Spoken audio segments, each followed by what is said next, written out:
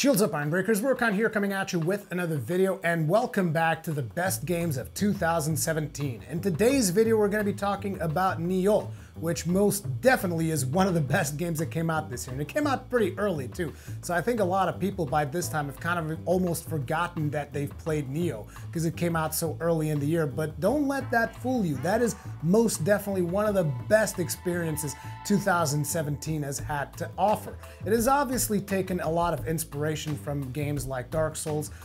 So a lot of people will instantly jump to, oh, it's a Souls-like. Of course it will make it onto Rurikhan's game, but make no mistake, this game manages to carve out its own piece of the pie when it comes to the Souls-like, and it manages to put its own spin on it. As a matter of fact, I would go so far as to say it is probably the best Souls-like outside of the Soulsborne series that I've ever played. The game is incredibly satisfying to play, and even though I got burned out on that second DLC for them using a specific mechanic that I'm not a huge fan of, it still doesn't taint what I've experienced throughout the base game and the first bit of DLC. I had a blast playing the game, both in terms of all the Japanese themes that the game features, which are really fantastic. It is a Japanese rich title. Like all of the elements in that game are Japanese inspired, from the katana to the way that hammers look, to the spears, to the just like from the animations of the character.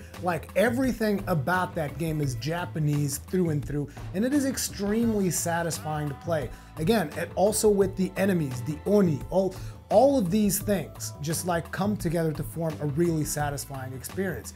In a year, not just a year, but in an industry that is kind of having a tendency to just go after open worlds and all of these other things, it's sometimes actually refreshing to go for a game that just tells you to your face, look, I'm not an open world game. Can you fucking handle that?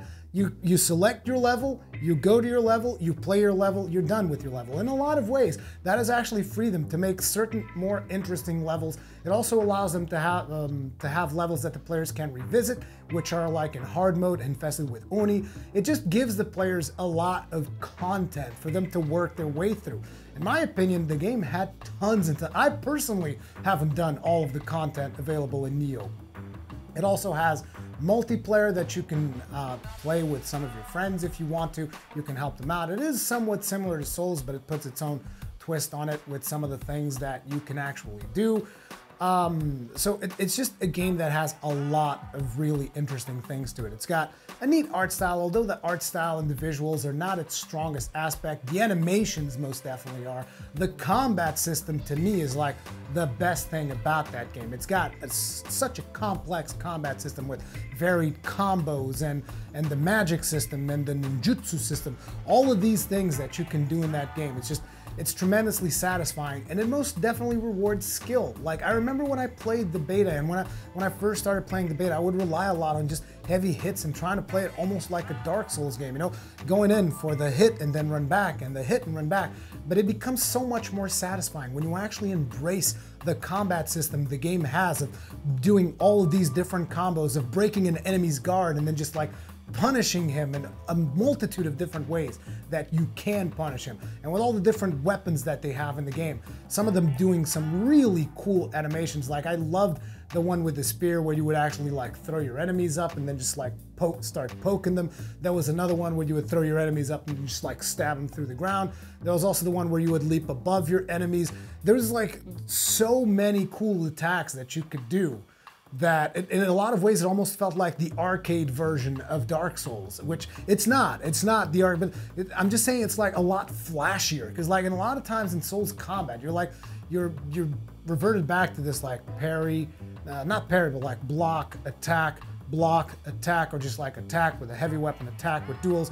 Basically wait for your enemy to make a mistake and kind of counter it. And you can also take that playstyle with Nioh, but usually what you would end up doing is like you would go around your enemy, you would try to get him off guard, backstab him or something like that. But if you couldn't get the backstab, you would try to basically just burn through his gauge as fast as possible. And once you burn through his gauge, you would be able to then exploit him with all kinds of different moves and different maneuvers and just very satisfying things you could do. And each weapon actually felt incredibly different. It would completely change your playstyle based around the weapons that you would pick for yourself. And that it was such a refreshing breath of fresh air when it came to the combat in that game that I cannot emphasize it enough.